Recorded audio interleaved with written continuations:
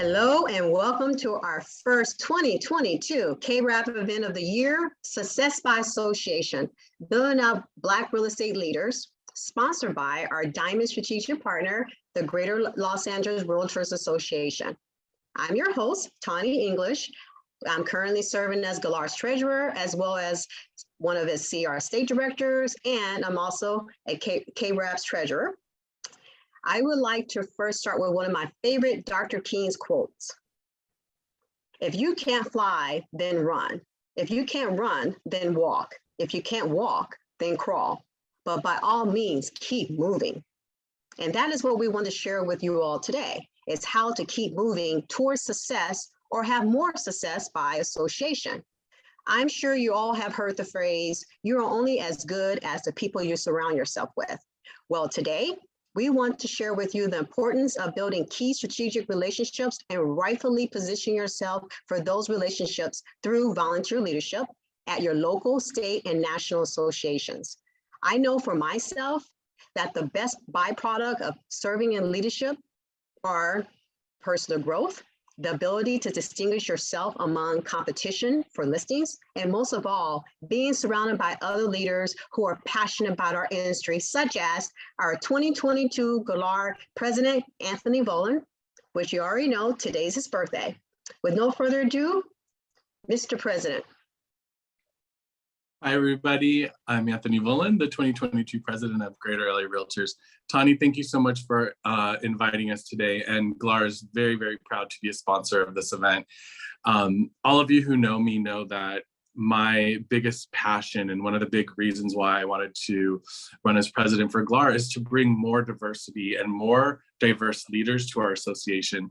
It's a huge, huge passion of mine. And you know, like Taunee just said, you're as good as the company you keep. And when I look around this Zoom room and I see these incredible leaders that are here, it inspires me to do better and to do more. And I'm really looking forward to this event. And diversity is something that is near and dear to my heart. And I'm so glad that you have this amazing association and the leaders that are running it. And I hope it runs for a long, long time. And I can promise you that whatever I can do at GLAR, I will do to support you and to give light to your association and to make sure more and more members join your association. Anything I can do to help, know that I'm there. You can count on me and GLAR to be behind all of you. So thank you so much, Taunee, and have an amazing event today. Thank you, Sir President. We appreciate you. And of course, I appreciate him because he's an Aquarius like me, okay? So, as you know, organizations like CABREP, we cannot execute events such as these or even execute our mission without the support of strategic partners like GLAR. I mean, they're our first major strategic partner. I mean, Marty Nash, who has a conflict in schedule today, can't be here, but he really. Actually, Taunee, I'm here. I made the time. I'm present. And Taunee, you're muted. You're muted, just so you know. Yeah, I saw I got muted. I was like, oh, I guess Mr. Marty must be in the house. Okay, well, no further ado, let me turn it over to Mr. Nash.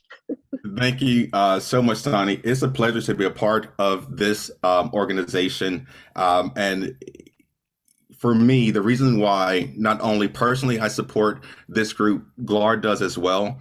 And you can tell for me by the mission statement, you have to believe in the purpose to be willing to spend the money to invest.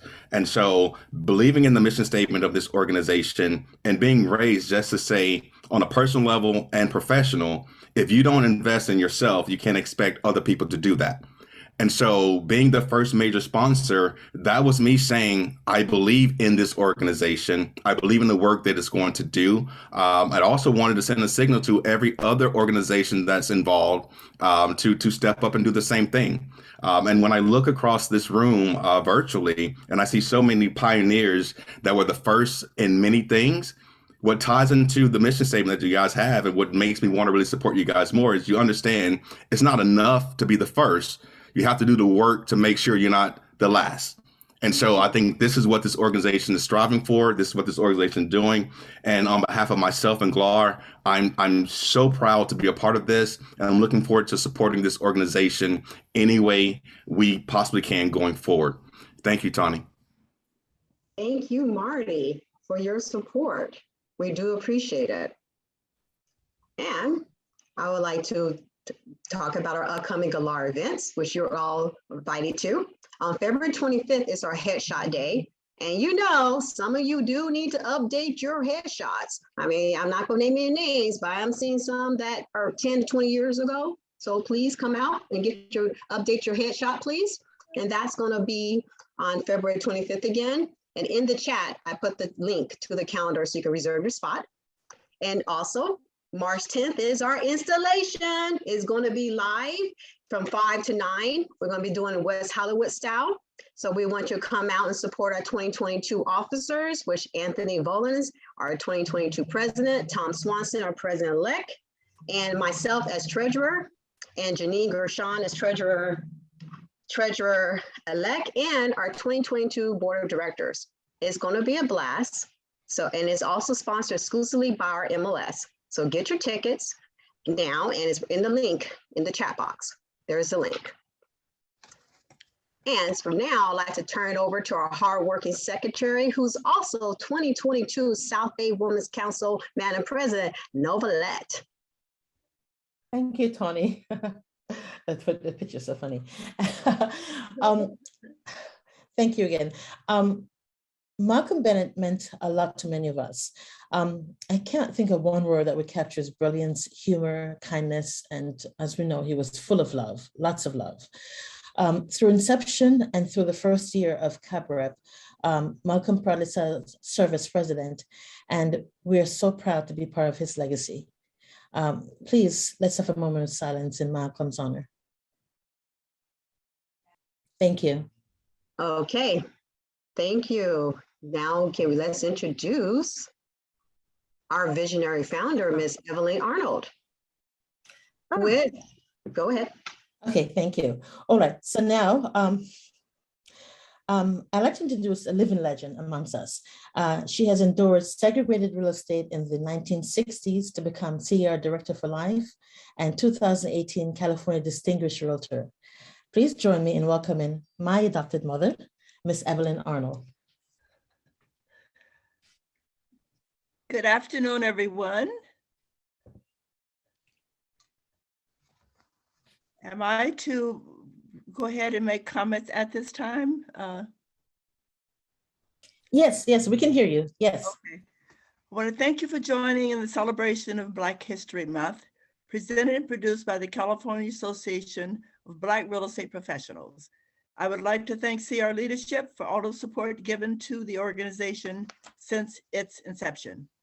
My first exposure and attendance at meetings at C.A.R. was in Anaheim at Disneyland in 1975.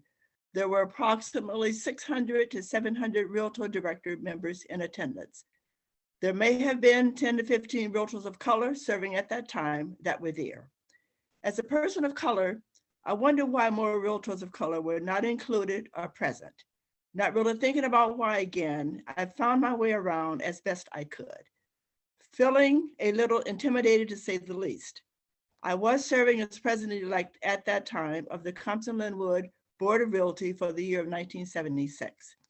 I also served as president again in 1980 when the association merged with the Rancho Southeast Association of Realtors, serving as president in 1994.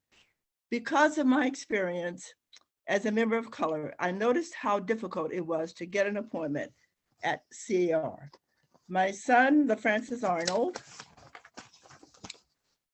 and I have been over the years approached by others of color asking us, how can I get an appointment to a policy committee or any committee that affects the ability to change some of the obstacles that affect homeownership? People of color are presently at the lowest percentage in ownership and less ownership than was had when the Fair Housing Act was passed.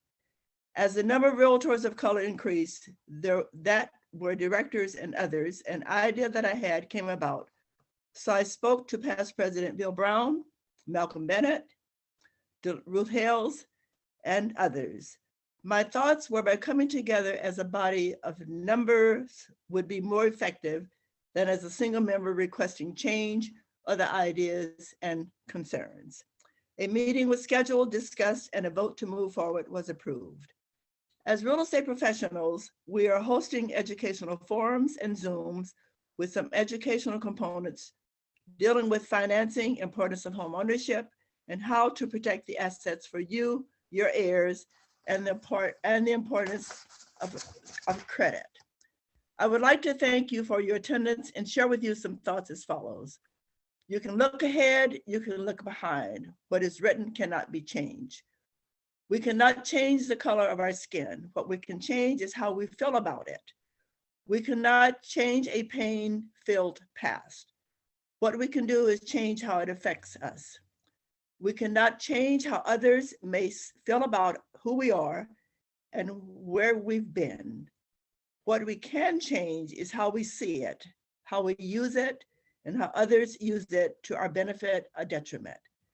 The past has already been written, but we have the power to write the future based on who we are and what we do now. Only we can write a future based on self-support and respect. We can write a future full of strength, peace, wealth, and love. All we have to do is what is right now. I am choosing my future by what I do now. Again, thank you. Thank you, Miss Evelyn. You're welcome.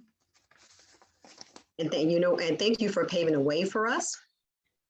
Because a lot of us would not be here today without you being the pioneer for us. And also, we also want to do remembrance of your son, Mr. LaFrancis Arnold, who was our 2012 C.A.R. president. And I know he was one of the inspiration behind CABREP. So thank you for him, and thank you for appointing him as a C.A.R. director, which opened his eyes to going up in leadership to become our 2012 C.A.R. president. And also to a note that the first scholarship that was set up as someone of color was his, by the way. So thank you for that. Now, You're welcome. Let's introduce our 2022 Madam President, Dolores Golding. Thank you, Taunee. Let me first read our mission statement. We are a network for Black realtors advancing as business leaders in the industry and in our communities. We are advocates for increasing Black home ownership. We fully embrace our members by acknowledging, mentoring, supporting, and developing into industry leaders, both locally and nationally. Also, my words, happy Valentine's Day, and go Rams. The parade is Wednesday, by the way, in case we forget. We formed to increase Black leadership in C.A.R. and N.A.R. As Evelyn said, when you walk the halls, there was no us. Our mentorship has worked. Spotlight on the talent within. We have a list now of Black new leadership at C.A.R. Our next goal is to increase Black home ownership.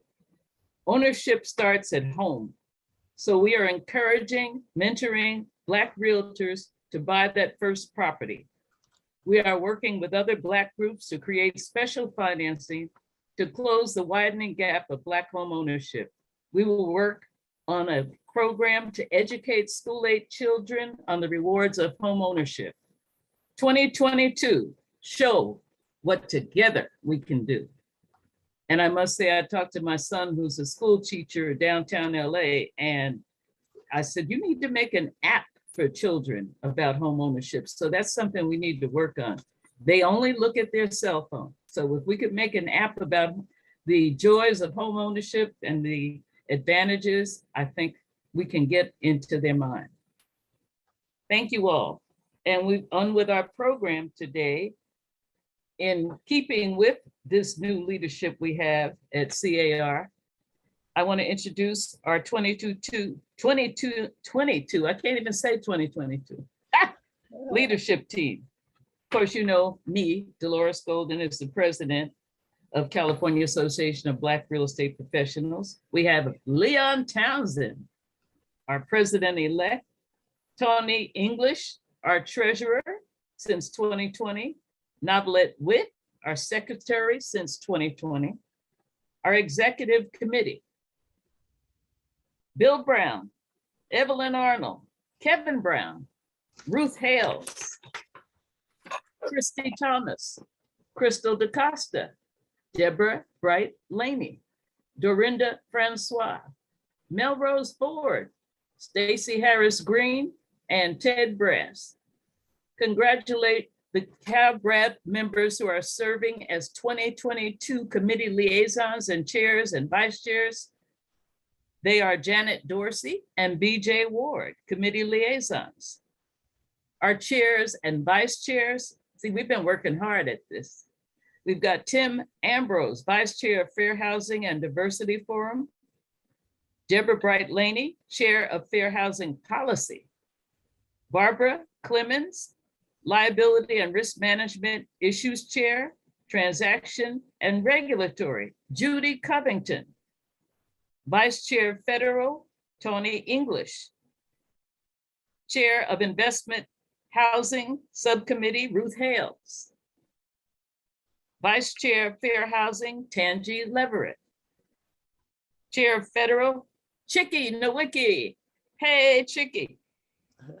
Assistant Regional 21 Chair, Frank Oti.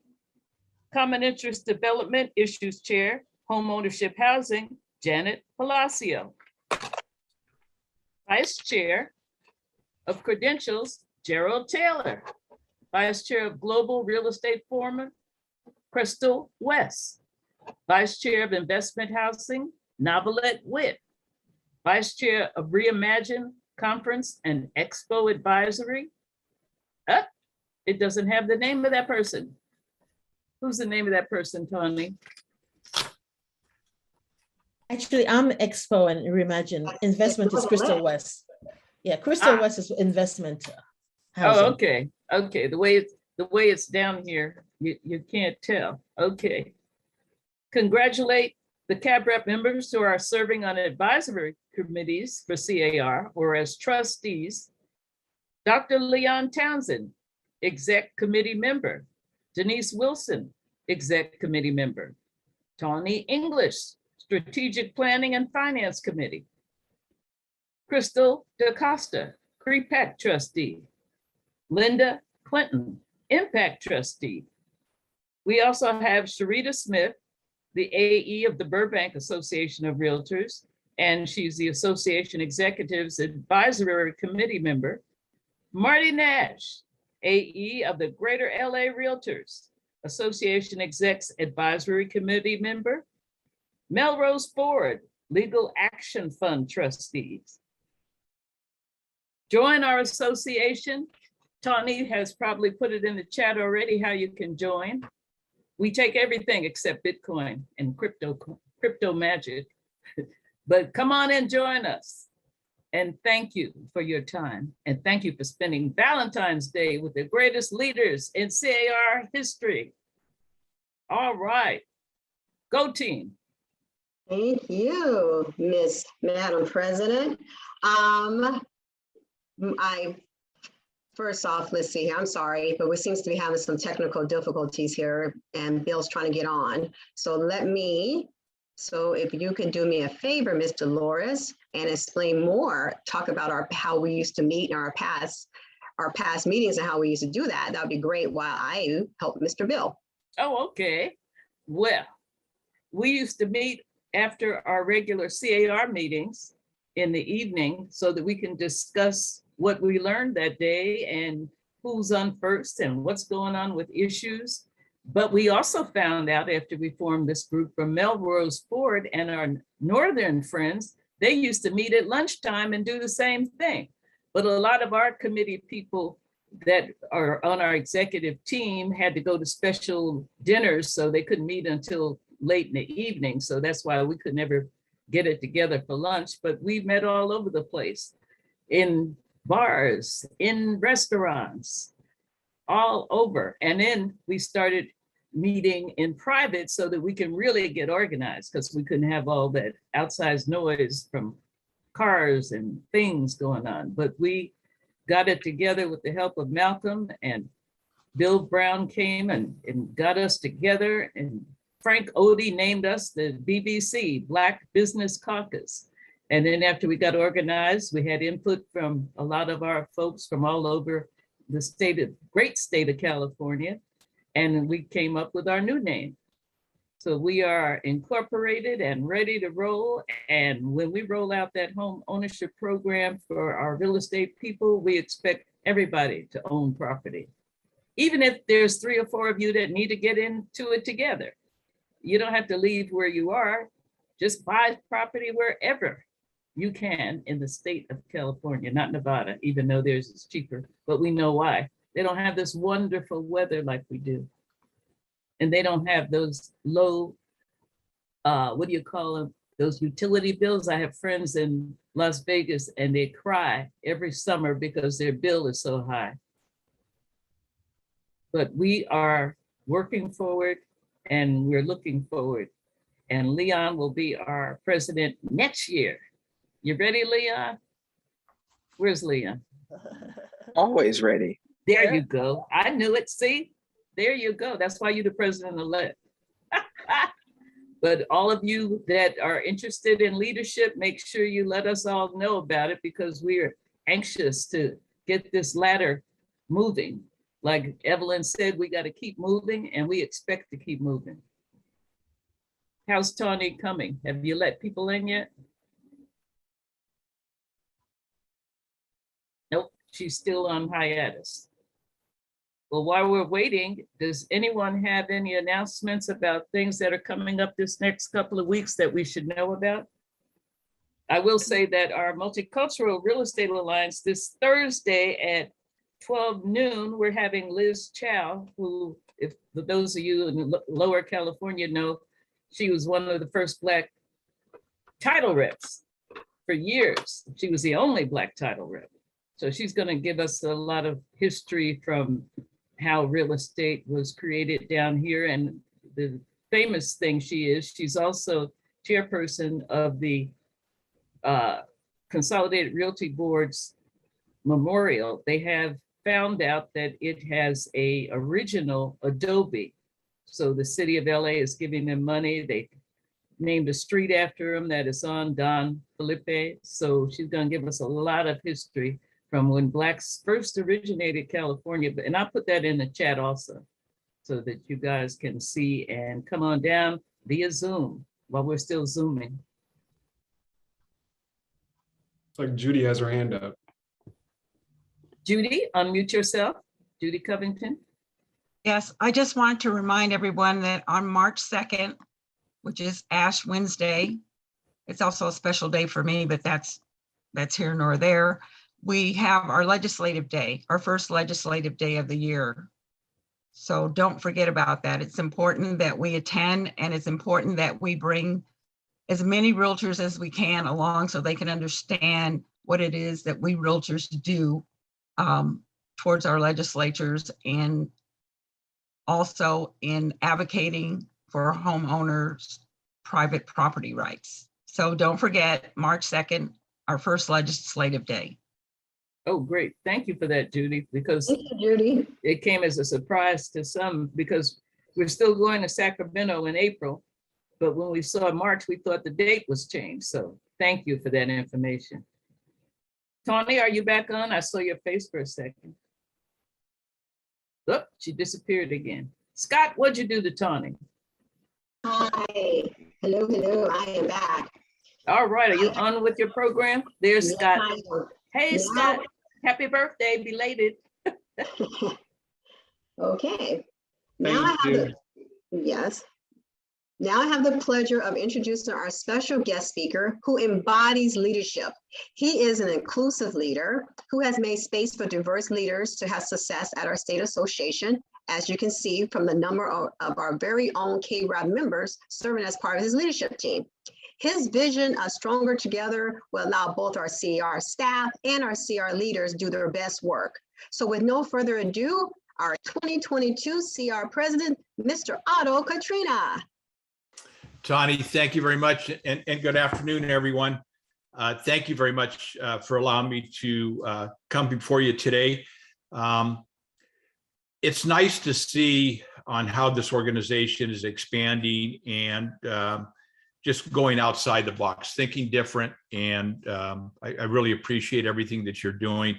I reflect back, God, I think it's been, Leon, correct me if I think it's been almost 2 years now that we started a mentoring group of diversity with you and Kama Burton and some other individual young realtors of color. And I started that before I was involved as an officer, because I really did believe it. And I remember seeing, Leon roam around the halls and like a kid trying to find his classroom, and then Kama Burton, having one-on-one comments with Kama on what she wanted to do, what was her goals, and trying to encourage her and help her out in whatever way. So I'm excited to see not only these two individuals, but just a lot of my friends out there.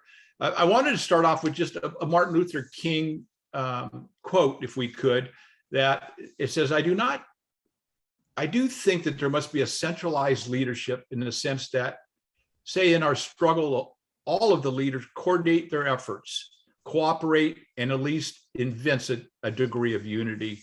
And I have been a real strong proponent, and our theme at C.A.R. for 2022 has been Stronger Together, and it's been about the Realtor Party. And I'm sure we'll all agree that I have never lived, and I'm not a spring chicken, but I have never lived in a divisive society as we live in today. And it's a challenge. It really is a challenge. You're either on this side or you're on that side. And we got to remember, we're all brothers and sisters, man. And if we're going to make it as a country, we need to come together. And again, I didn't do Stronger Together just to put a theme in there. I really do believe in it. And I just want to see us successful. And we need more diversity in leadership and the power of diverse leadership. And we've exemplified this with our leadership team. Leon and Denise Wilson both sit on our executive team. And those were real easy selections for me.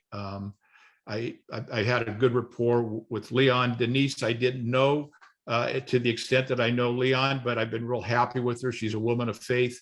And I love following her and having her part of our team. And then also BJ and Janet, they have been heavily involved with strategic planning and liaisons and have been a big asset to C.A.R. and to our leadership team. So I commend BJ and Janet for all that they do in the association. We have 3 of your members are chairs, and then you've got 7 serving as vice chairs. And I think Dolores, you just went through all those. And then we've got 2 serving as issues chairs. So congratulations to your membership. The new Fair Housing Committee is chaired by Deborah Bright Laney, and congratulations to Deborah.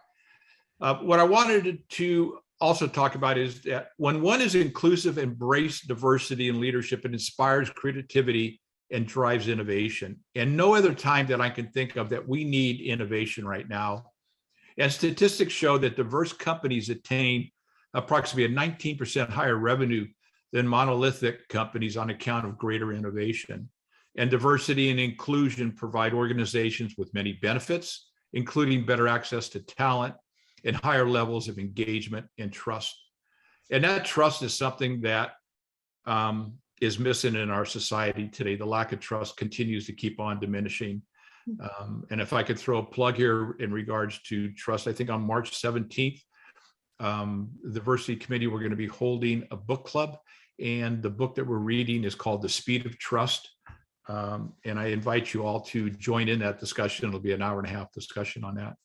But research shows that inclusive teams perform up to 30% better and high diversity environments, according to Gartner. With that, I'm going to go ahead and do a little background on Bill Brown's bio and some fun facts about Bill. Bill is an avid equity options trader. Bill gets up at 5:45 a.m. on Monday to Friday, despite not being a morning person. I'd like to find out how he's doing with the market over the past couple of weeks. And then in college, he played football as a tight end at the University of Santa Clara, which was one of our competitors when I was at the University of San Francisco. Bill's bio is Bill is a realtor from Alamo, California, not too far from where I'm at, about a half hour away. Bill was the 2017 president of the National Association of Realtors. Bill is the second generation realtor who has been active in organized real estate for more than 35 years. He is the founder of Oakland-based Investment Properties, a division of the family real estate business founded in 1964 by his father, William H. Brown, which focuses on the sale of existing apartment buildings to both institutional and private capital investors. Bill is also co-founder of Spring Hill Real Estate Partners, a privately owned multifamily investment company. Bill has served in numerous positions at the local, the state, and national levels. He currently serves on N.A.R.'s executive committee, board of directors, and leadership team. He has been an N.A.R. director since 1991 and was chairman of the RPAC trustees in 2004. He has been a committee liaison twice, both in 2006 and in 2011, and was the 2012 regional vice president for Region 13, comprised of California, Hawaii, and Guam. He is a Golden R member of the President's Circle, and in 2010 was inducted into the RPAC Hall of Fame. In 2013, Bill served as N.A.R. vice president. At the state level, Bill served as California Association of Realtors president and was honored as Realtor of the Year in 2008 and served on the executive committee 6 times. At the local level, Bill served as president of the Oakland Association of Realtors in 1984 and served on numerous local associations committee. He chaired successful campaigns to fight 2 rent control initiatives in Oakland, California, No on E and No on EE. Bill also was selected by the Oakland Mayor Lionel Wilson to serve as the first landlord representative on the City of Oakland's Residential Rent Arbitration Board. Bill and his wife, Heather, are proud parents of their son, Cole. And with that, I'd like to go ahead and introduce Bill. Thanks, Otto. Hey, look, it's a special treat getting Otto to give me this award. I don't know how many of you know, but Otto and I are from the same association, Bay East, and we're very proud of that too. So here is the award. It's absolutely beautiful. Thank you. Thank you very much for sending that. It will be in a place of prominence. And, you know, I'm not one for long speeches. I think, you know, Otto read everything that I've ever done in the last, it seems like 80 years I've been involved here, but it's been a lot of fun. And the thing is really the people. I mean, the people that you meet while you're going through this journey, you know, many of you who are on here have inspired me to stay involved and to keep on going in terms of, you know, the relationship, you know, that I have with C.A.R. and N.A.R. And, you know, Otto is going to, you know, we're going to have a little discussion, but I think in terms of, you know, I see the word legacy on this award, and the real question is who's next? Who's the next Black president? Well, I think I know who the next Black president of N.A.R. is going to be, but, you know, who's the next Black C.A.R. president? Who is going to be the next, you know, Black chairman of a major committee? And this is what the California Association of Black Real Estate Professionals are trying to achieve.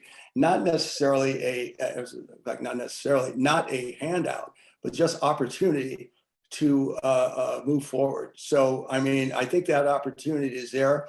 Otto surely has articulated it. Next year's president, Jennifer Branchini, believes in it, and I look forward to seeing you know, many of you in leadership positions in the future. So thanks, Otto. Great, Bill. Congratulations on receiving the 2022 Black Leader Legacy Award. Congratulations. Thank you. Thank you. Thanks, everyone. And thank you, Mr. Bill Brown, for your continued service to our industry. And did you know when he was N.A.R. president, he had the unprecedented number of Black chairs while he was serving as N.A.R. president? And he started a financial wellness program for realtors because he has seen realtors who have been in the industry for over 40 years and they had nothing to show for it. So he wanted to start training agents at the beginning of their career to start saving for retirement. Yeah, Taunee, it was in terms of the N.A.R. Vice presidents. I mean, I think we had 18 Black vice chairs, I should say, and out of 18, 17 of them did really well. I mean, it's unbelievable, and it's also very refreshing to see a lot of them move forward. I mean, to bigger positions within the organization. All that was needed was a chance, and they had the chance, and they all, almost all of them did a great job. What was your second item? The other item was, what do you think was when you were C.A.R. president, right? What did you think was your most important, your most productive thing you done when you were C.A.R. president? Well, I was C.A.R. president in 2008, and that's really the year the Great Recession started. And I always tell people that I didn't cause it. I just happened to be president during that time. But what it did is it gave us an opportunity to get in front of the members up and down the state. Joel Singer and I had a road show with I think we had 5 or 6 of them, and what that does is it gives the members, it gives them a connection. They just pay their dues, and they don't think that C.A.R. does anything for them, N.A.R. does anything for them until they need it. And we went out and told our members things are going to be tough. You're going to have to find new sources of financing because they were drying up. I mean, the lenders just literally shut down, and also they're going to have to work harder because it was going to be harder to make money. So I mean, I think that connection we made gave us a lot of traction in terms of the members getting something for their dues. I mean, they got something back, and I think that's always good. Oh yeah, because that was a very challenging year. So thank you for that. And also, for those who want to go up in leadership, what advice would you give? What tips? Get experience. I mean, I think you really need to get involved and find a committee you like, and get involved in that. And unfortunately, I mean, I'm seeing people now saying they want to run for president who've never been committee chairs. They want to run for treasurer. They've never been on strat planning. And it's not going to work because ultimately, you don't just have the board of directors who you're reporting to. I mean, you're responsible for how many? Over 200,000 members and their livelihoods. So I think the important thing is to get experience. Now, it was a little different when I was coming up because if you were Black, the first thing they wanted to put you on was a diversity committee, and you just got buried. So, I mean, I think, nothing, I mean, literally nothing would ever happen to you outside of that. So I think the opportunities are there now to get on other committees. I mean, get on relevant, committees that are also relevant, legislative. I mean, look at Judy Covington chaired our CREPAC last year. And once again, Otto and the leadership team are making these positions available to people who are qualified and who, will do a good job. And, I think that when you look at the whole diversity issue, I think that we'll be successful when we have people who are not Black wanting to be chair of diversity on the diversity committee. And I think that's happening right now. And, you go a little past that. I mean, you look at Lori Namazi and Lisa Dunn in Deliberately Fair Housing. I mean, you look what Leslie, Sarah, and Deborah are doing with Women Up. I mean, that's not just about women realtors. It's inspirational. It's about inclusion. It's about how to get there. And I think that, it's something that this is a good time with the leadership that we have for us to be involved in organized real estate. So when you talk about committees, you're talking about policy committees, right? When we talk about going up the leadership ladder, what committees that is more important for you to join or be on or be a committee chair? Is it more policy committees, do you think? Well, look, I mean, the big thing, you know, when I was president, I don't know if Otto would agree, but the big thing, you know, everyone wants to be chair of Ledge, chair of CREPAC, and Ledge was different when I was there. They didn't have all the subcommittees, but they are the most visible. And in order to be a leader, the association has to see you take a motion out of your committee to exec, and then perform in front, articulate that committee in front of the board of directors and get it passed. And that is, you know, in terms of steps, I mean, that is a step to, you know, being a C.A.R. president or an N.A.R. and yeah, N.A.R. president also. I mean, the members have to see you in action, and I mean, you have to do a good job. I mean, I think that, you know, this is a lot harder than a lot of people think. I mean, you know, you know, the background, the studying of issues. I mean, you have to, when you're called on, you know, as a leader, you have to be able to answer more than just, you know, just one issue. I mean, there are a ton of things going on, and you first start that, as I said, from the committee level. Has being a volunteer leader helped your business? Indirectly or directly? Well, do you know what I mean? The real reason I got involved into real estate was 1980. You know, I was a young apartment broker, and they brought rent control on the ballot. And I mean, I literally thought, you know, they passed this, I will never be able to sell another apartment. At the time I lived in Oakland, again, and it wasn't true. A little overcooked, but you know, we've never experienced that before. So you know, when I say we, the apartment brokers who hadn't paid any attention to the you know, to the real estate board, Oakland Real Estate Board, it was called at the time. You know, we realized this was serious. The board was going to fight the rent control initiative, and then you know, all of a sudden you had all these apartment brokers walking precincts and trying to encourage people to vote against the rent control initiative. So that's how I got my start. And then after that, I got hooked when I saw that a real estate association could keep me in business. I got hooked and got involved with local association. I think, as I said, I was president in 1984, and then I got involved at C.A.R. In fact, the guy that gave me my start is from Beverly Hills. You know, the great Richard Rosenthal. He is, you know, in 1986, he gave me the lofty position of vice chair of the communications committee. And I mean, I credit Richard for really helping me and giving me my start, because you know, I got more serious about the organization. And by the way, I also got to work with Carolyn DiAugusta, who's one of the, has been a shining star in the association forever, from San Diego. And, you know, that got me going. And by the time I was C.A.R. president, I pretty much have chaired every public policy committee there. So, you know, you know, it was, you know, it was a great experience. Okay, now this is a separate question. What made you get into equity trading?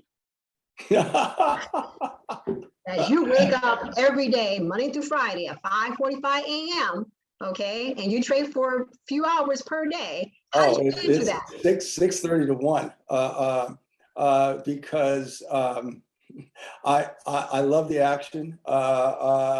It's exciting. I'm not a morning person. I mean, the day would start at probably 10:30 for me if it wasn't for this. But you know, I just love it. It gives me, you know, you have to think, you have to do some research, and it's totally different from you know, the investment real estate, from the apartment business I've been doing all along. And it's liquid. I mean, if you make the right decision, you're paid right away. If you make the wrong decision, you lose your money right away. It's pretty exciting. Now, I haven't gone psycho enough to start trading crypto on weekends, but it's we'll see. But it's cool. It's cool. I like it. And this, you get your guys' chance. Does anyone have a question for Mr. Bill? Unmute yourself. So I know we have some congratulations for you, Mr. Brown, from Deborah, from Janet. Well, thanks, everyone. I Thank guess you for that. I'll begrudgingly congratulate the Angelinos for a Super Bowl win yesterday. Yes, we did good. The Rams, yes. Congratulations. Well, thank you, Bill, for your pearls of wisdom, and we thank you again for your continued service to our industry. This is fun, everybody. Thank you. Now, Thanks, Taunee. and thank you, Mr. Bill. Take care. Take care. Now we would like to turn it over to our 2022 CABREP President-elect, who is serving on C.A.R's 2022 Executive Committee, the one and only Dr. Leon Townsend. Thanks, Taunee. I feel like I always have to live up to these like fancy introductions. So I'm gonna try to do that. Thank you guys. I get the honor of moderating this panel with people I like to consider my friends and colleagues in this industry. So it might take a little bit of time for me to actually run through all of their accomplishments because they are very accomplished in what they do. And, you know, they're all inspiration for future leaders, and we all get to actually understand, you know, how they got started and why they do what they do. So first, I would like to introduce my 2022 Executive Committee member, Ms. Denise Wilson from Riverside or Southwest Riverside Association of Realtors. She is also a past 2019 president of Southwest Riverside, and this year she is serving as the CFO. Next, we have one of the best brokers I know. I'm a little biased because he is my actual broker, BJ Ward. He is currently the 2022 N.A.R. Vice Chair of Strategic Planning and Strategic Thinking. He's also a 2015 president of the Ventura County Association of Realtors, as well as I mentioned before, a 2022 committee liaison. We also have the Miss Janet Dorsey, who's one of the first people who stopped me in the halls outside of Otto. She is a 2022 C.A.R. committee liaison and the 2011 president of the Ventura County Association of Realtors. We also have the great Miss Judy Covington, who is the 2022 N.A.R. chair of Regulatory Issues Forum, the 2022 vice chair of the Federal Committee, and the 2020 president of the Sacramento Association of Realtors. We also have, as I was introduced to her, Ms. DBL, Ms. Deborah Bright-Laney, who is our current 2022 chair of Fair Housing Policy Committee and the 2014 president of the Greater Los Angeles Association of Realtors, the regal Mr. Jarrell Taylor from the Malibu Association of Realtors, who is the 2019 president, and currently our 2022 vice chair of Global Real Estate Forum. And from our very own City of Champions, you know, we can bring that up now, from the great city of Inglewood, our 2018 president of the Inglewood Association of Realtors and the 2022 assistant Region 21 chair, Mr. Chike Nwike. These are all great leaders. Like I said, their accomplishments probably fit on 2 or 3 type sheets of paper. So we had to condense that for a little bit. We'll let them get into a little bit of a story. We didn't rock, paper, scissors to who goes first, but I'm gonna go with whoever's on my screen first, which is Miss Denise. And, you know, outside of the long list of things that you do, what got you involved in actual leadership? Thank you. That's a very good question, Dr. Leon Townsend. You know, I've always felt that leadership is not just about having the status of control or just being involved, but rather recognizing the potential in individuals and really listening to what they have to say and making them feel included. And that's honestly why I got involved in leadership, because I wanted to be connected and I wanted to be included. And it's the people like the Sue Maricki. She's our past president of our local chapter for Women's Council of Realtors. She says, you know what, Denise, I need to get you involved. I've been watching you and I see what you do in your involvement, and I need you on our committee, on our board. And then again, it's the Connie Lynch, our current CEO at the Association of Realtors. She says, Denise, you should run for a board seat at our association. She had been watching me and she saw potential. And so I went ahead, ran, and I got elected. And I've been serving my board for 9 years. But I must say that what's near and dear to me is that because those people came to me or they saw something in me at the time that I didn't see it, I can share with you guys that I am the first Black female president of my Association of Realtors. And I'm also the first Black CFO woman, first Black CFO period at my Association of Realtors. But that's nothing but a blessing from God. And that's what I try to do with other people. It's like when I see somebody that's in the shadows or that's coming to an event, that's asking all these questions, I'm looking out for that next leader. And I feel that we as leaders and that are in leadership, we should always be looking for the next leader. Those that have ideas, those that stand out, and those who truly have a desire to be involved and to have something to say. And I always remember this is what Women's Council told us years ago. They said the task is to ask. You don't get people involved if you do not ask them. So that's what I've just been doing. I'll grab someone and say, hey, you look like you'll be a great person to help on this committee. We need your help. Let's do this. And that's how leadership starts. So that's why I got involved, to be connected and also to just see, to be in the mix of what's going on. Mr. Ward, outside of Otto and Mr. Brown, BJ was one of the first people that actually, escorted me in the halls. And, we actually have a very close relationship that goes outside of real estate. So BJ is more like a friend, like a family member to me. So I've never actually heard your story on why you got involved in leadership. This is great. I love hearing everyone's story, Denise's and even Bill's. It's much more noble than mine is or was. But I kind of got out into the business and into leadership at the same time, kind of right out of the gate. I was 22 when I got licensed, and when I started my career, I just graduated from UC Santa Barbara.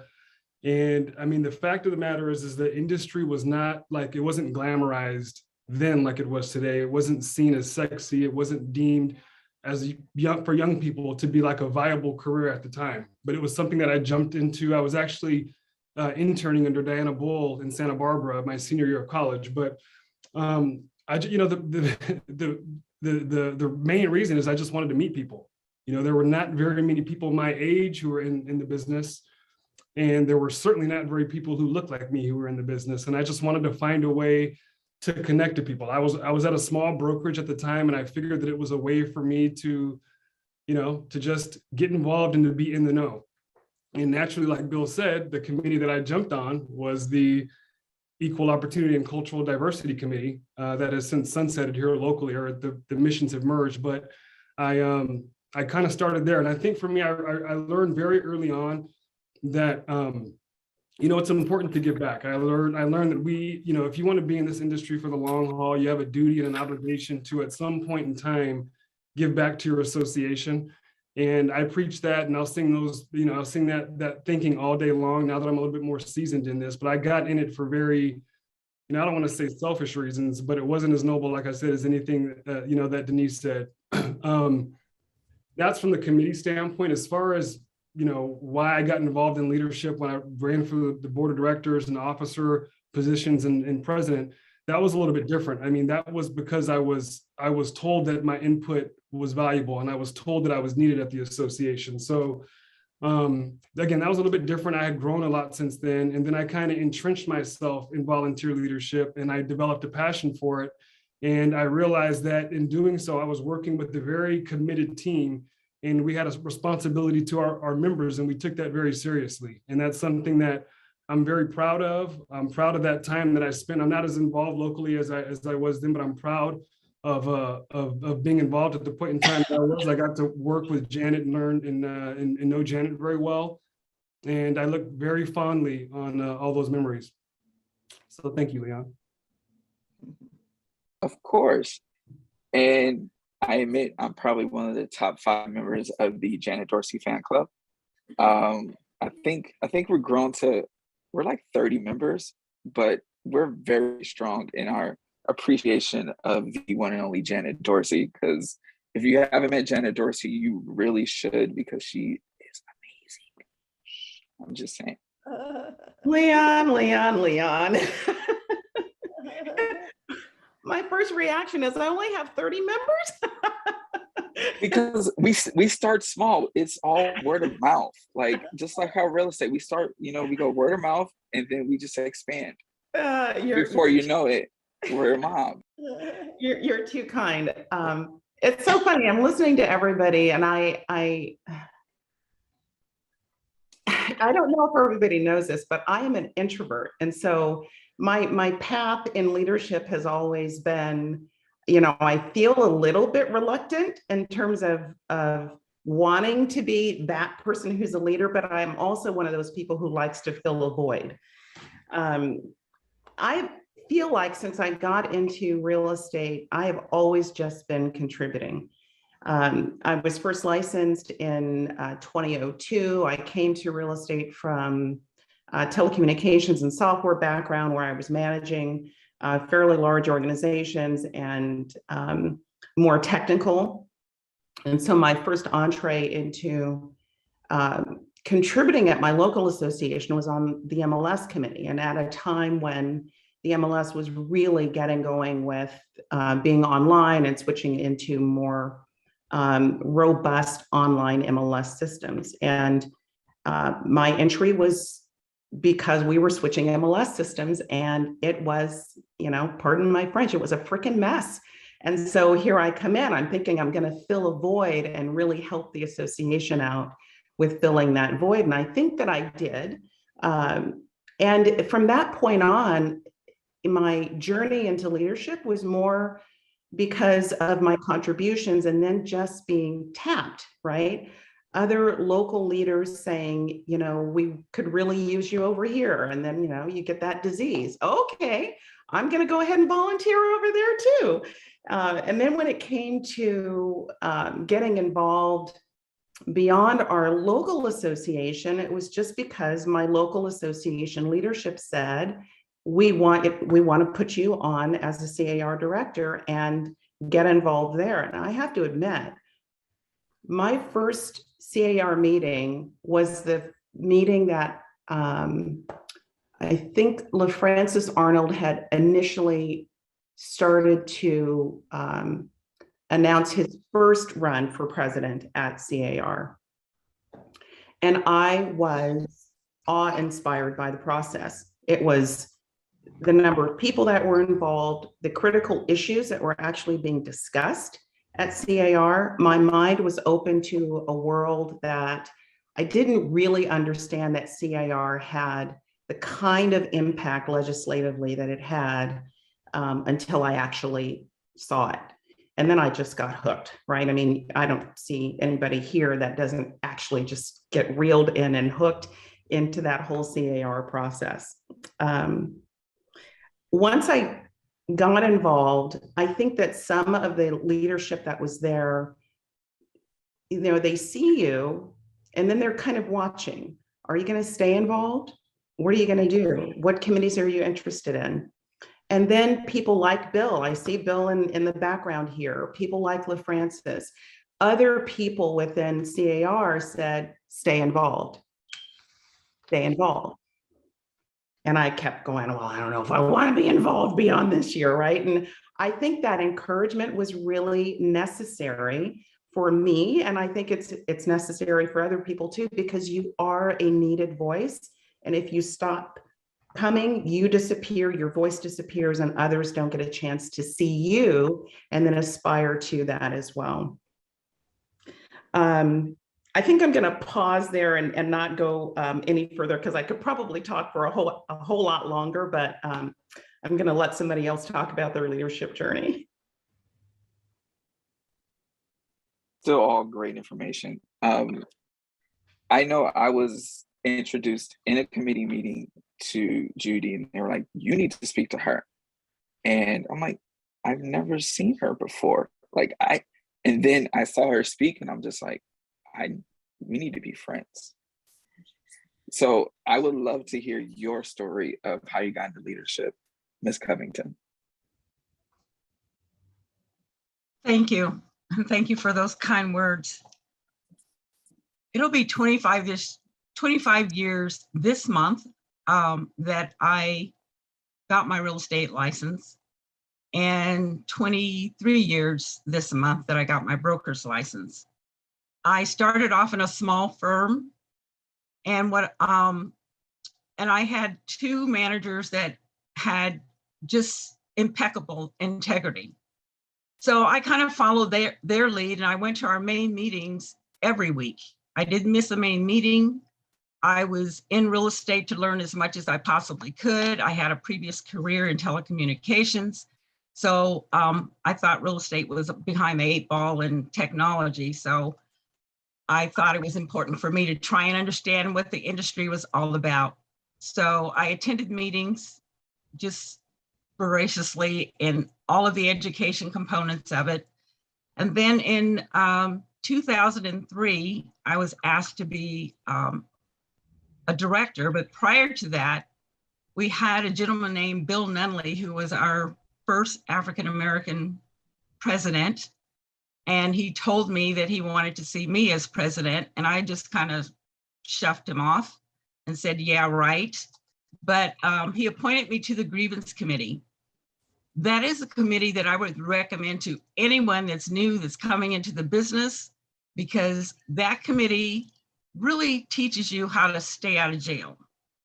I love orange. I look good in it, but not in a jumpsuit. So I thought it was very important for me to understand about the grievance committee.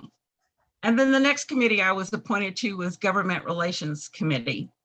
And from that committee, it was our local LCRC committee that I was on. I was asked to run for president probably back in 2010, but I hesitated for about 10 years. And then the same person, Dave Tanner, asked me to be a C.A.R. director. And he's the same person, along with someone that you guys will see along the way. Her name is Kelly Swain. They kind of cornered me. I was cornered before, but I ignored everybody. And they said, listen, this is your time to run. Would you run? And I felt I was ready at the time. 10 years prior to that, I didn't feel that I was ready. So from the, I went on to be a director, and my first meeting was in Monterey. I was in awe of what the real estate industry was comprised of. I didn't realize how powerful it was, how many laws and regulations that we had to adhere to. I was just in awe. I thought it was wonderful. So for a few years, I just observed, watched people along the way to try and decide what it is that I wanted to do. And then Kevin Brown asked me to, I was on the HAF committee. And then Kevin Brown asked me to be a vice chair or something. And when he asked me, I was just silent. And he goes, well, do you want to or not? And I go, of course I do. So my experience with that, with being vice chair, was phenomenal. And prior to being vice chair, you know, HAF is about fundraising. And we get people on that committee that don't understand that it's fundraising. So back at home, I sold a bundle of tickets. And I was fortunate to get the award for selling the most, being the highest fundraiser for HAF for a couple of years. And then I went on to chair that committee. And from there, I was asked to be on Transaction Reg as a vice chair. And I was on the federal committee. I was on taxation, and on taxation, I was asked to be in a working group for N.A.R. for taxation. But what I really wanted to do is CABREP. So I put in for it every year, and I would get rejected, but not in a harsh way, but it was because we had other people from my region that was in there. So I didn't stop until I became a member of CABREP. And then I put in for vice chair, and I was fortunate to get that. And then I was asked to be chair. So I was ecstatic being chair of CREPAC. This year, I'm on federal, and with N.A.R., as someone has stated, I'm chairing the Regulatory Issues Forum, which is an honor to do that as well. I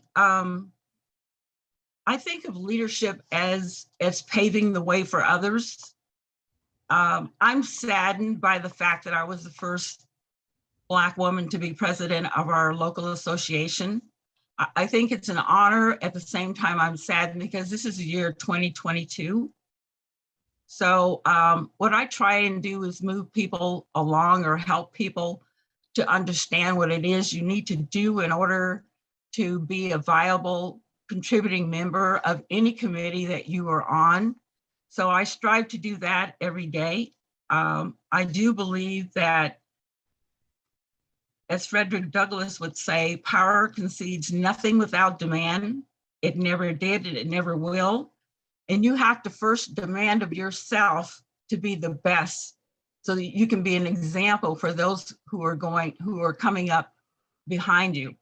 I think it's also important not to be selfish. Our organization is big enough for all of us to participate and have a piece of it. If there's something that you want to do, you need not be shy about it. You need to find someone that can mentor you. Unfortunately, I don't think I had a mentor. I was just an observer, and I knew what I wanted to do. So I wasn't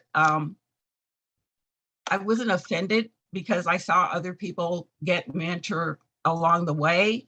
I just, from the time I was a little baby, there was 8 of us and my sister before me. My mother went to feed her and I was like 2 years old or something. And I said, hey, if Judy wants to eat, Judy's gonna have to feed herself, when my mother was feeding the baby. So I've kind of taken that on in life. If there is something that I want to do, I need to go after it myself and be committed to it. I love my local association. I love the California Association of Realtors, and I love N.A.R. In each threshold of the committees, the local, the state, and national, there is always something that you can learn. And policy for me is where you learn the intricacies of what goes on and what touches our industry. And I'm very passionate about it.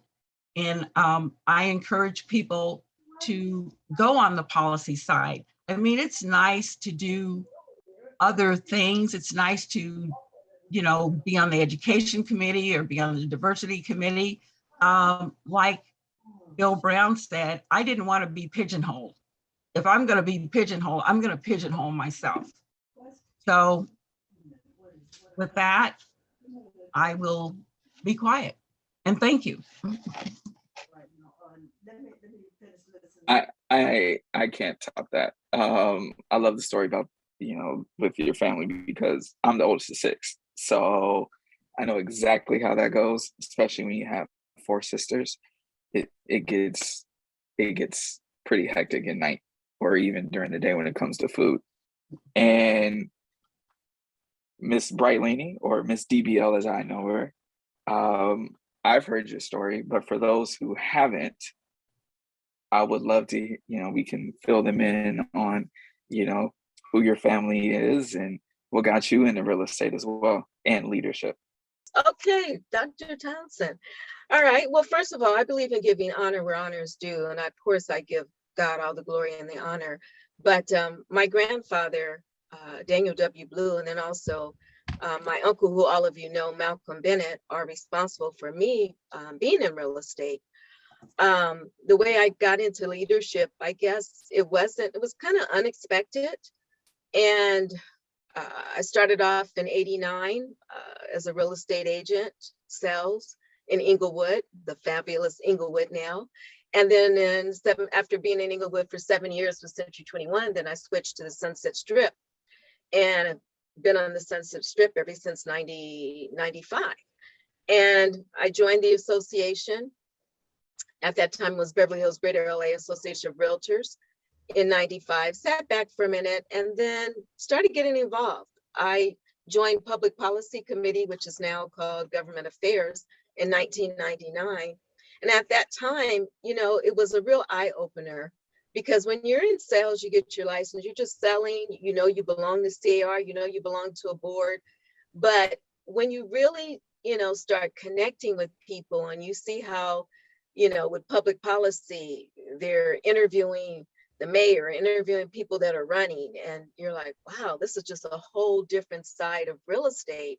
And then when I got the opportunity, our association at the time, they used to send like 2 or 3 individuals to Sacramento to Ledge Day. And when I went to Ledge Day the first time, and you know, my Uncle Mac was just ecstatic, like, oh my God, you're coming, really? You got to get involved. That's the person who kept saying, you got to get involved.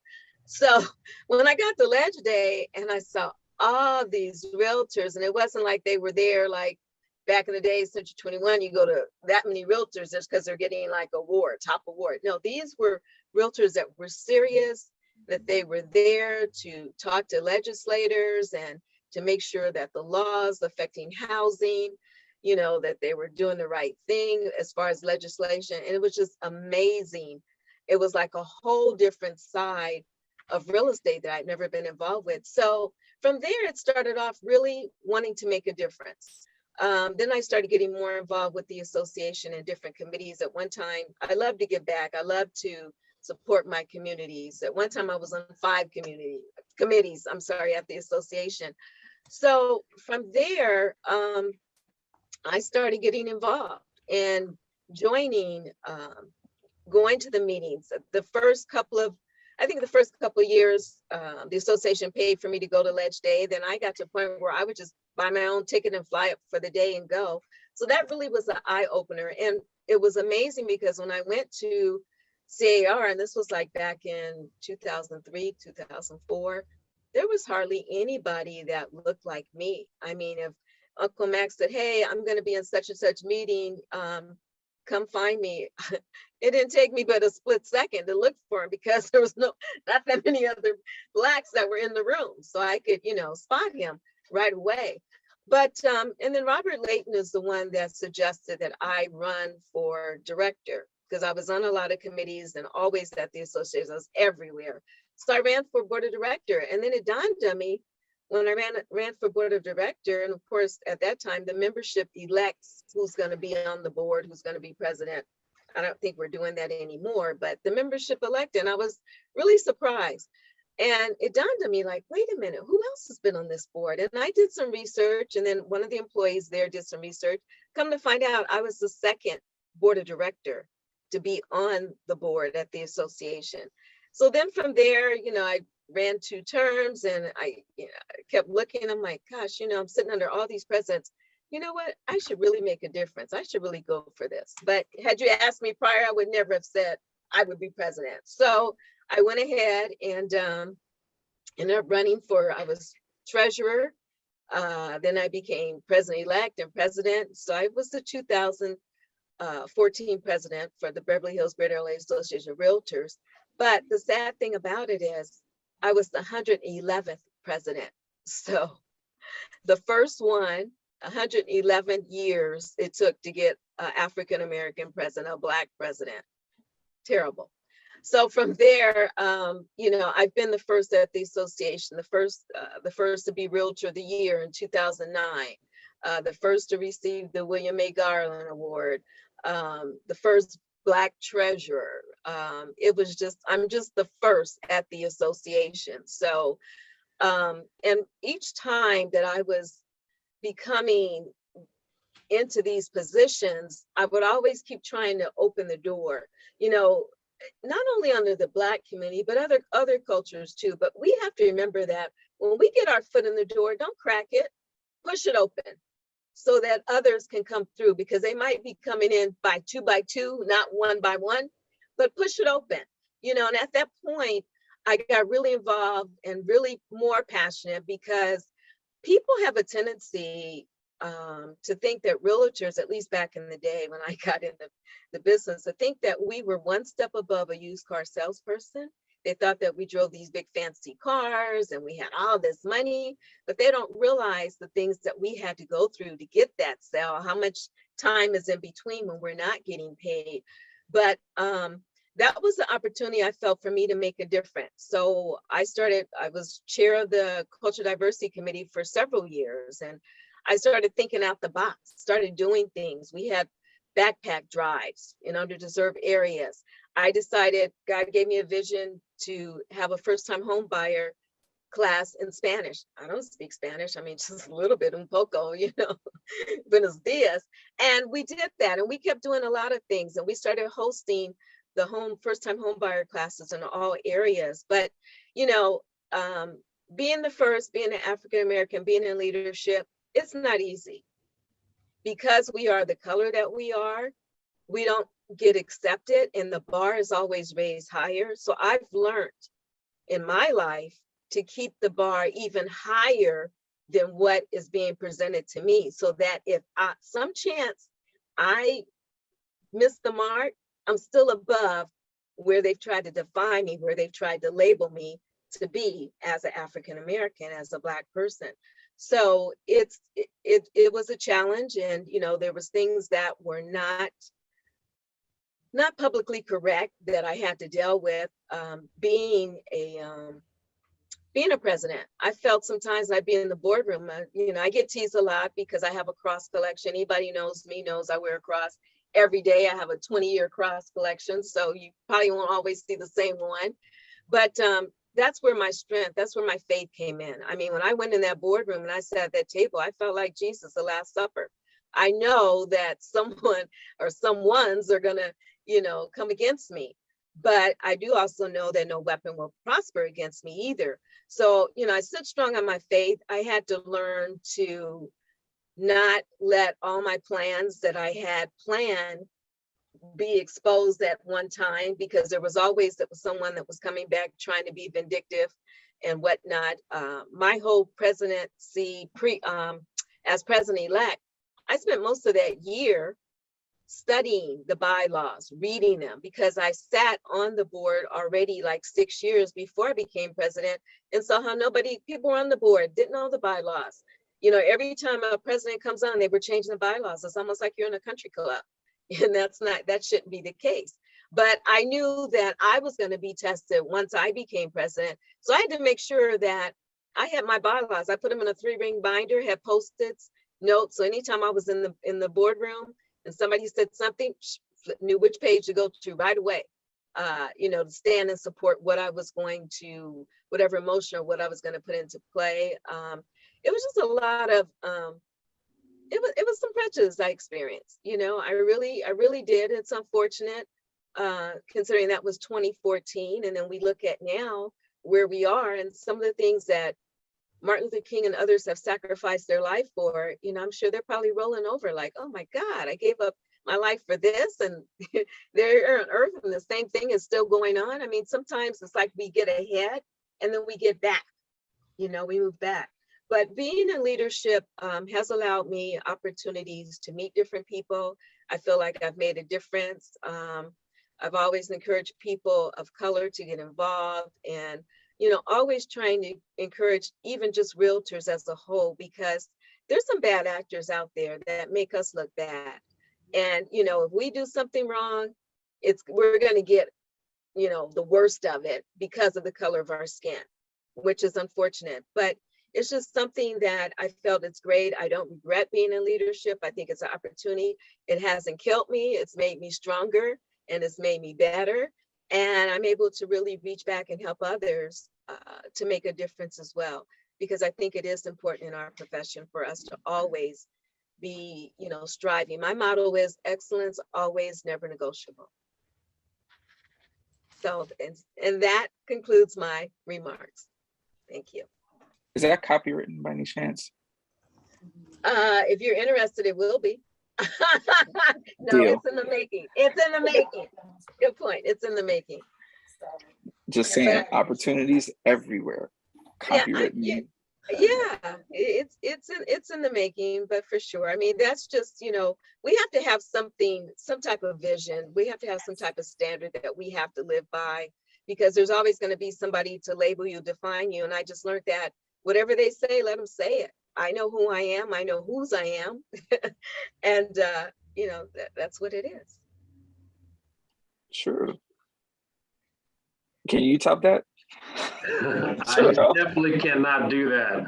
I started off doing escrow. So I was one of the original escrow reps that would go around and pick up checks and do notaries and so forth. And during that time, you know, I was part of the Malibu Association as an affiliate. And, you know, I would actually meet LaFrancis Arnold at a lot of our beach parties. And so, you know, we would talk and it's like, hey, what are you doing, brother? I was like, hey, I'm just here. And so he's like, you got to get involved, C.A.R. It's like, okay, I'll think about it. And so literally a couple years later, became a realtor. So altogether, I've been in the business about 25 years or so, but as an agent, about 10 now. So literally it was that little spark of conversation at a beach barbecue, and I would see him, you know, just every year, and he loved to come and hang out at the beach and have a good time. And so from that moment, after becoming an agent, and I would have a lot of classes for realtors, speaking on social media and different topics. And another agent, Merrill May, was like, you know, you should get involved in leadership. And I didn't think about it at the time. And of course, you know, here being in Malibu, there's not a lot of people that look like me. And so it was a matter of getting credit. And for credit, I would probably say the word would be synonymous with trust. And so with that being the, you know, coming in here, no one like me, I had a FICO score of 420. And so I thought about it as like, you know what, how can I uplift myself and get on this same playing field as everyone else? Not that I was necessarily less than or anything of that sort, but a lot of sense we have to work twice as hard. And so with that, I became involved in leadership. And thank you, Deborah Bright-Laney, because pretty much as soon as I was on the Malibu Association board as the sister organization over there and seeing her becoming president, then I got in a couple of more committees and so forth. The next thing you know, I didn't even ask about being president. They asked me about being president. And so I was tapped on the shoulder to become the first Black president of the Malibu Association. So similar to you, Denise and Judy and Deborah, it, you know, of the years of existence that has been here, is pretty amazing that we've come this far, but so far to go. But I'm very honored to be on this panel with everyone, and that is my leadership path. And I'm sorry I gave you this hard job of, you know, handling all of these stories and, you know, kind of wrapping it up. But I mean, you are from the City of Champions. So, I mean, it kind of naturally means that you have a championship story about your leadership journey, Mr. Nwike. So the floor is yours. I'll talk about my path to leadership. Then I would get back to how I got into real estate. My path to leadership goes right through my big brother, friend and mentor, Frank Oti. Frank was president of association, local association, about 10 years ago. And the association needed to get together a strategic plan.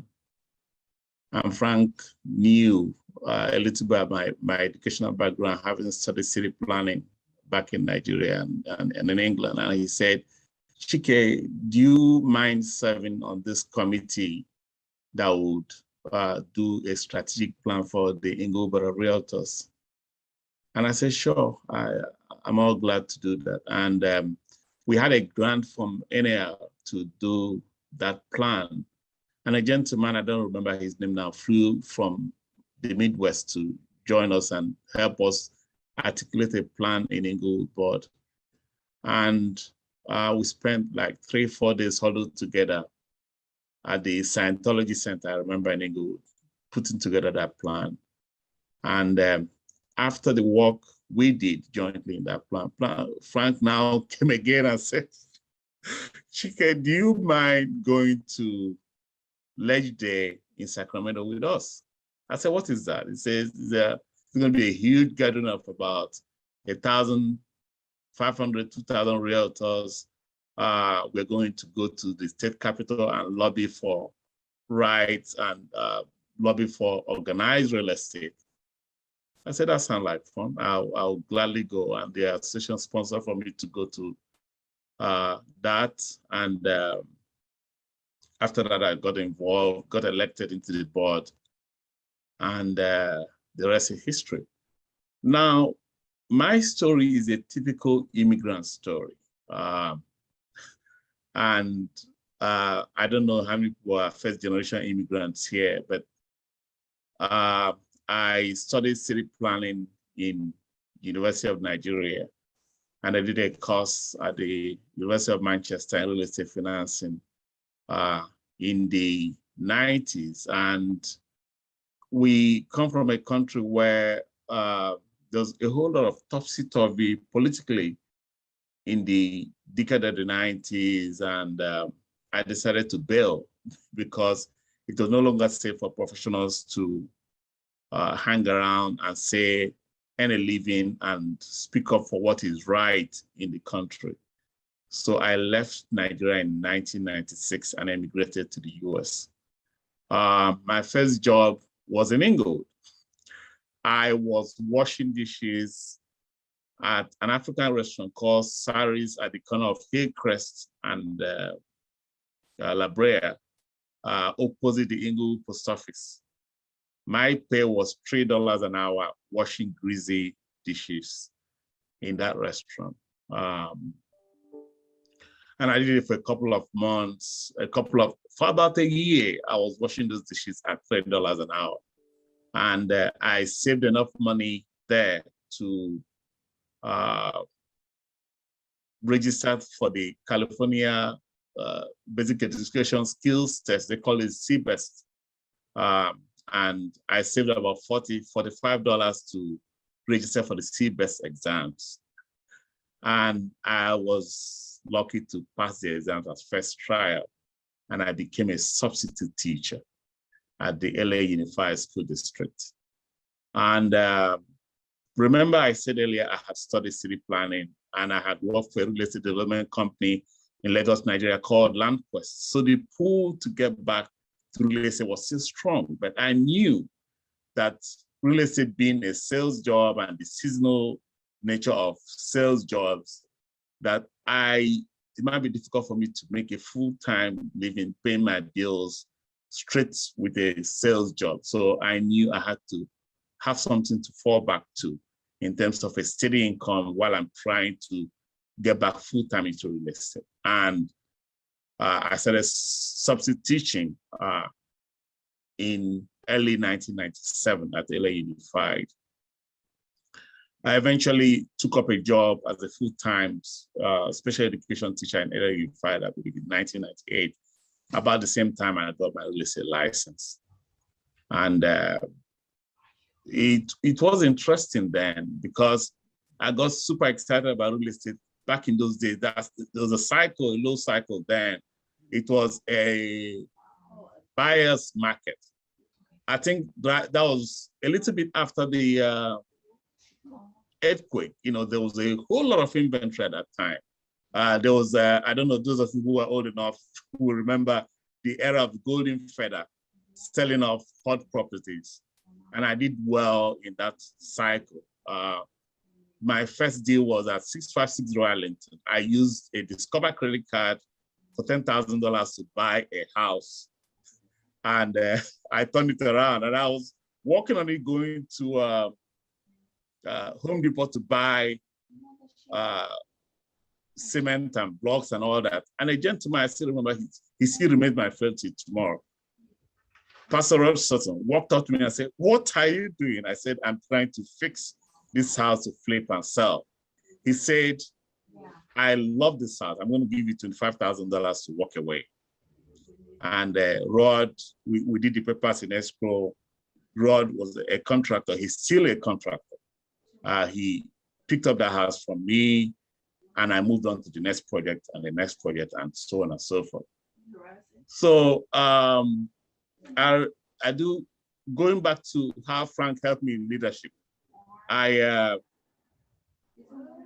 eventually got elected into the board of directors of Inglewood Board of Realtors, and Frank just kept watching over me and said, look, I want you ultimately to become president of Inglewood Board because I think you can contribute.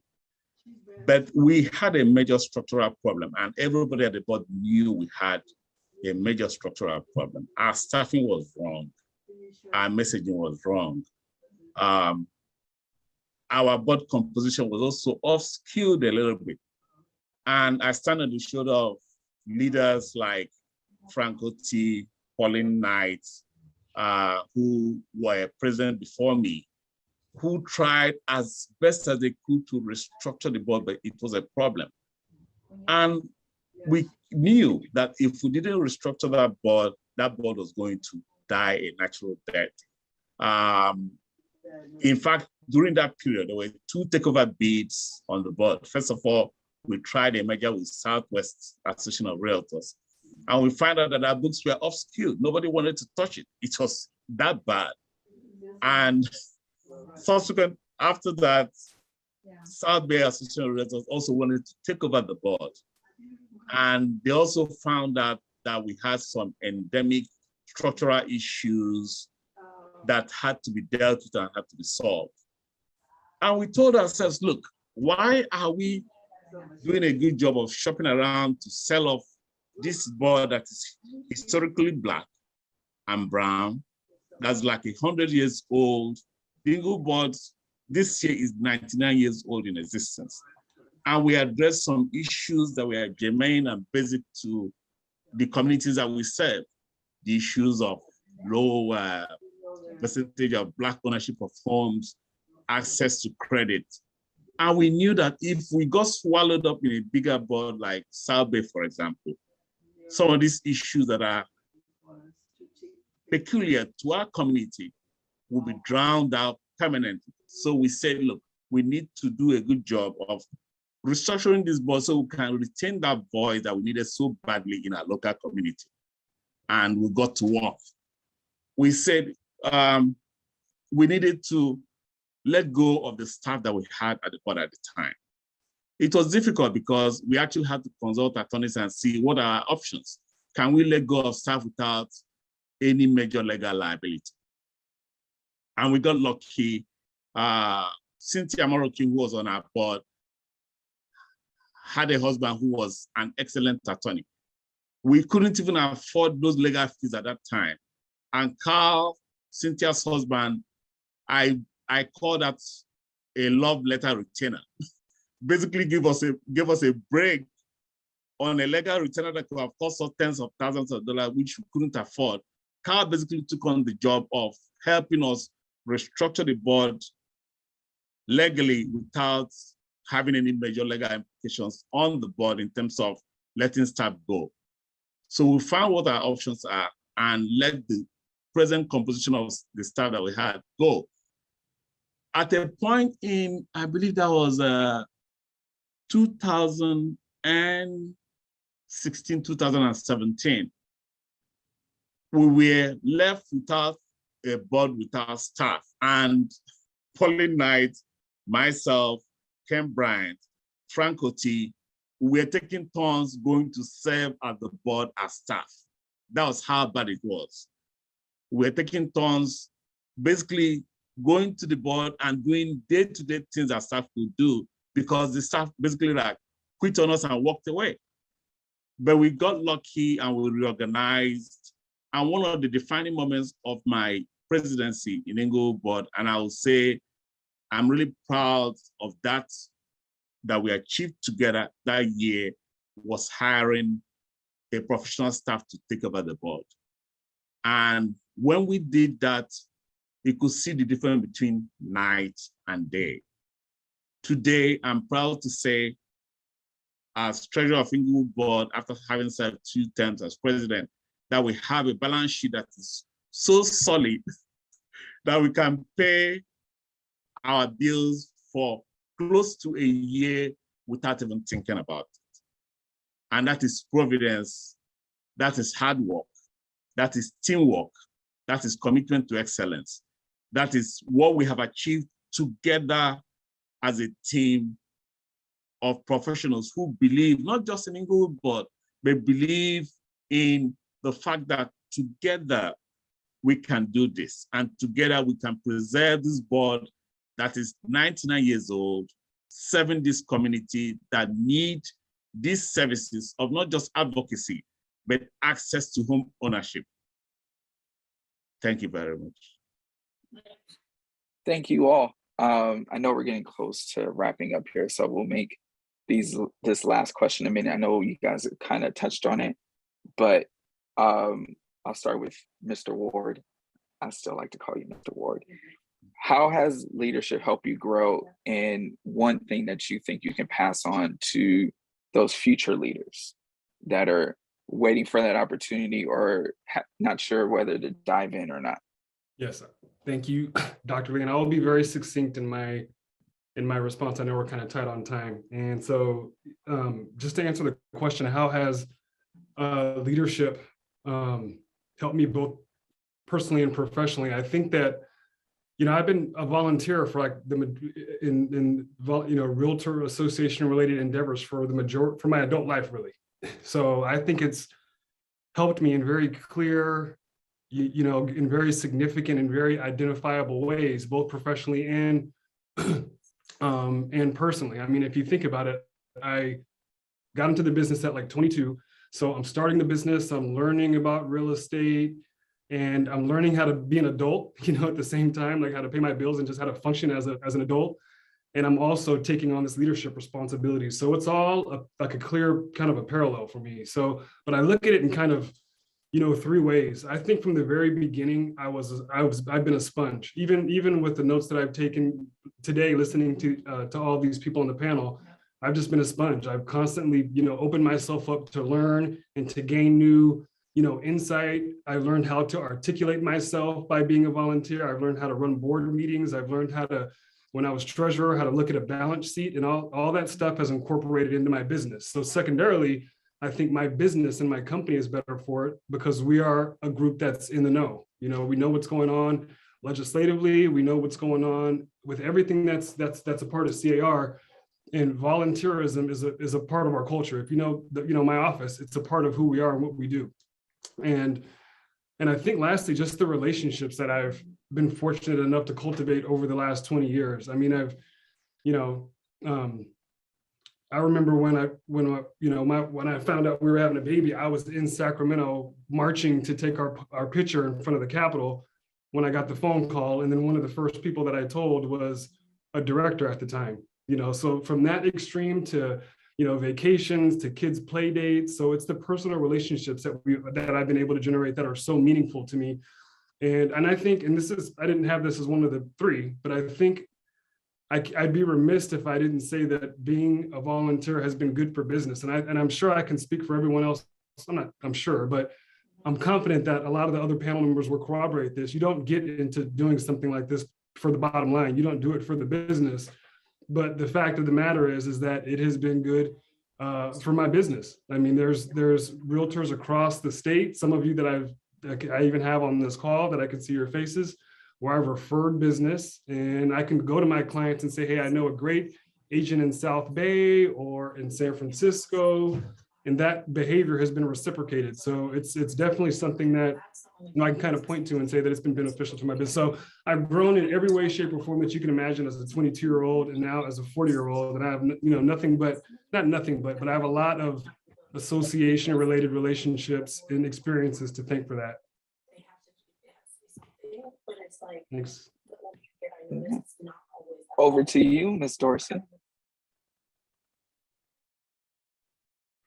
Man, I don't know if I could really improve on what BJ was just talking about, just in terms of the benefits to myself personally and professionally. I really do feel like growing in this business, for me, it was a necessity to be a volunteer leader. The knowledge that I've gained, not just from my local association and from working with legislators, but just from my fellow C.A.R. directors, and then being involved on the legislative front has just been tremendous, both personally and then, you know, from my professional career, because I transitioned out of actual day-to-day sales and I moved into management now as the director of risk management for, you know, a pretty large company. I don't know if we want to talk about companies here, but it has been probably the foundation of everything that I've done going forward, especially since I left direct sales, right? I don't think that the knowledge that I've gained could have been better put to use for the role that I'm in now. So yeah, I think both personally and professionally, it's just been awesome. I know I came into real estate with a ton of management experience and working with people who worked for you, which is different than working with volunteers who can go off and do whatever they want. And so really understanding how you can kind of corral people and get people around a common theme and a common objective when they don't have to be there has been both professionally and personally fulfilling and growing for myself and my business. Yeah. And Miss Denise. Great. Thank you very much. I think for me personally, how leadership has really helped me is it's allowed me to get involved on different levels outside of real estate, volunteering in my community, helping out at the food bank. I recently was appointed chair for the Race, Equity, Diversity, and Inclusion Committee for the city of Temecula. So it's able to take those leadership skills and plant them in other places, but then more importantly, to recognize other people and to help them. And I agree with the panelists, everything that people said. It's going to manifest itself in your business because your leadership skills, your heart of serving others and volunteering, you're going to see that show up in your business. And I know just by me being on social media, talking and sharing events that I'm going to be at, fundraising, helping out, I'm showing them who I am genuinely, not only as a real estate agent, but also as a person of leadership, a person of serving, and a person that's giving back. And I think the biggest thing that we can do is to help someone else, to encourage someone else to be the potential leadership that they have within them. That completes my report. I think we shall all end with that completes my report. Jarrell? You know, I would probably echo what Denise was saying and kind of going back to my thing about credit. Now I have a higher FICO score and people look to me for answers, and I am rivered in just going to open houses and being able to get a client in, and it's just done wonders for as far as the trust factor. And is really good also because, you know, you go back 10 years ago, my association was just kind of barely on the map. And so it's really good to be involved with not only locally, but also at the state level and being able to get the information back. And it's just a tremendous help, you know, personally in a lot of the organizations that I'm in, and then as well as, you know, putting us on the map for the state. So I definitely am appreciative. And I know, Judy, you kind of touched on it in your remarks earlier, but is there anything that you wanted to add? Because I know you mentioned a lot about how it's done for you and, you know, what you recommend people to do. Is there anything else you would like to add to that? Well, ditto with everyone who was before me, what they said.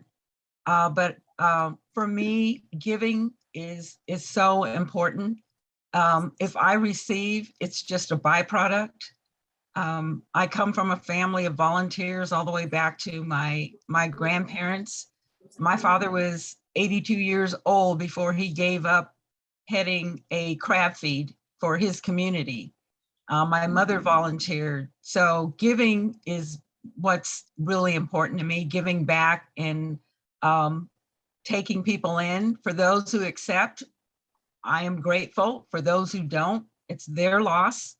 So I am thankful, and I'm so thankful to be a part of this group. You have no idea how grateful I am to be a part of this group. I am in Northern California, little north of the Bay Area in Sacramento.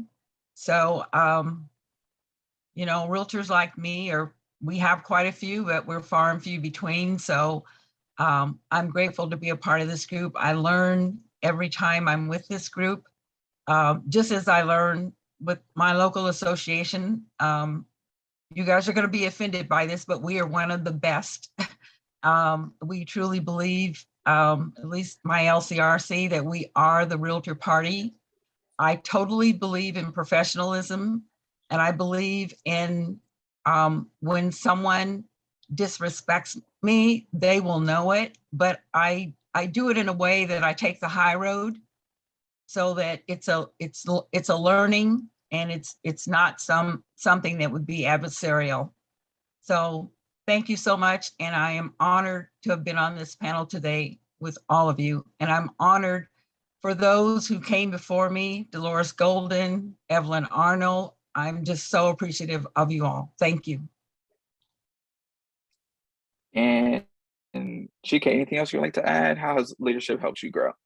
Yeah, for those of you who are my friends on Facebook, you may have noticed that on the 3rd of January 2022, I took over a stool in my local community back in Nigeria that's been vacant since 1996 when my father passed away. It is a title that is tied to about 5,000 acres of land holding. And in the interim, all of this land was being parceled off and given away or sold off by people because of local poverty, the ignorance, and people not knowing the highest and best use of land. And because I was away in America for such a long time, and I didn't see the need to actually step into those shoes that were left by my dad, a lot of things went wrong, and I kept getting pressure from the local community. You need to do this because we might end up being tenants on our own land. I remember having this conversation with Ken Bryant and Pauline, not Pauline, having this conversation with Ken Bryant, and he said, look, upon everything is land, and that's part of the motto of N.A.R. And I'm glad I volunteered in leadership, because not just did I learn some of these rules and acquire all this knowledge, but they helped me in this trajectory of trying to redirect my local community on the highest and best use of the land that we inherited from our forefathers, but also the way we conducted our meeting using robot rules and achieving a goal to not just articulate the best use that we're going to use for this land and the best way to achieve progress for the local community. And I thank my role as a leader in our local community and in C.A.R. as having been so pivotal in teaching me some of these skills I'm using right now. That's utterly amazing. And Ms. DVL, would you like to close us out with some things that you would want to, reach out about how it's helped you grow and become a better person? Even though I know you mentioned it, but is there anything else you wanted to add? Yeah, I just want to say that I enjoy being in leadership. It has helped me to grow. Leadership is something, it's a mindset, really. You have to have the mindset that you're going to make a difference. You're not going to let your title or your personal feelings get in the way, and you're going to be fair, but it's a mindset. And I just feel like leadership is the opportunity to grow, because as you're giving, you're going to get blessed in return also. And, I never would have met a lot of the people that are on this call or on this panel with me. And, it's open doors for me as far as meeting other people, because, I used to be in corporate America, And if you're out sick, somebody would call and check. In real estate, it can be lonely. If you don't go in the office for a week or two, nobody's going to call and check on you. You know, and we all are able to come together 3 times a year and bounce off what's going on and find out what's going on in other areas. And that information is something that we can take and use with our clients. And I just believe that we have to make sure that we're reaching out and grabbing. I mean, I have 2 young men, they're on the call, they're on this meeting today that I have mentored. So it's just a matter of us really just deciding we're going to do this and be committed, because, you know, with my presidency, the horrible things that I went through, it didn't deter me to stop. I kept going, and, you know, here I am now chairing a brand new committee for C.A.R. And, you know, I just applied and said, let's just see what happens. But it's a faith walk, and it's just really a total, leadership is just a total commitment. And I just recommend that anyone that's in real estate, if you really want to make a difference and, you know, really get involved with leadership, you know, start committees and really just, you know, plant yourself and grow. Yes, I completely agree. Before I pass it on back to our host, I just want to say thank you guys for each of your time.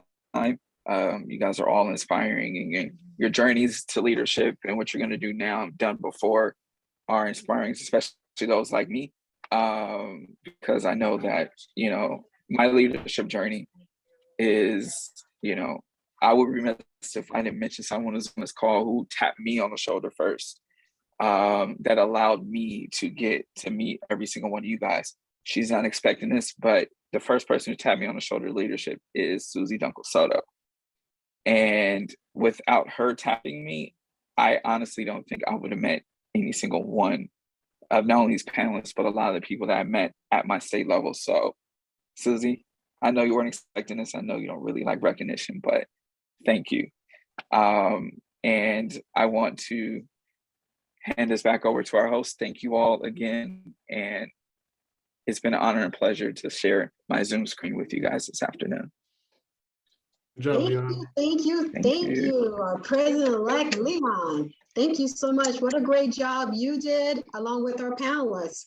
They were amazing. Thank you for sharing your inspirational stories with us. And I also like to thank all of our attendees. And I would like to encourage you all to volunteer with purpose, because when you volunteer with purpose, you're trading time for something that will help elevate you while helping others. Because remember, time is something we can never get back. So you want to make the best of it, which is why you want to purposely look for opportunities or say yes to those opportunities that will rightfully position you to succeed. And I'd also like to thank our gracious strategic partner, GLAR CEO Marty Nash, and our production team, Scott and Glenn, for helping us produce this event. And last but least, please join CABREP today if you haven't already. And I will put in the chat our link, and we look forward to you joining us again. And we're ending on time at 3 o'clock. Thank you. Thank you, guys. Bye, everyone. You guys did an awesome job, CABREP. You too. Awesome. I enjoyed it. Awesome. Bye. Happy Valentine's Day, everybody.